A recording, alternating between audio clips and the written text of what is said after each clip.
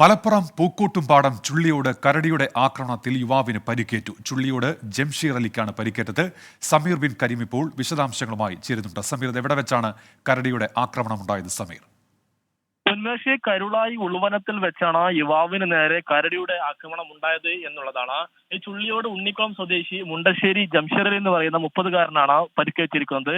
ഇയാളുടെ കണ്ണിനും കാലിനുമാണ് നിലവിൽ പരിക്കുള്ളത്. ഇയാളെ നിലവിൽ നിലമ്പൂർ ജില്ലാ ആശുപത്രിയിലും പിന്നീട് പ്രാഥമിക ചികിത്സ നൽകിയ ശേഷം കോഴിക്കോട് മെഡിക്കൽ കോളേജ് ആശുപത്രിയിലേക്കും കൊണ്ടുപോയിരിക്കുകയാണ്.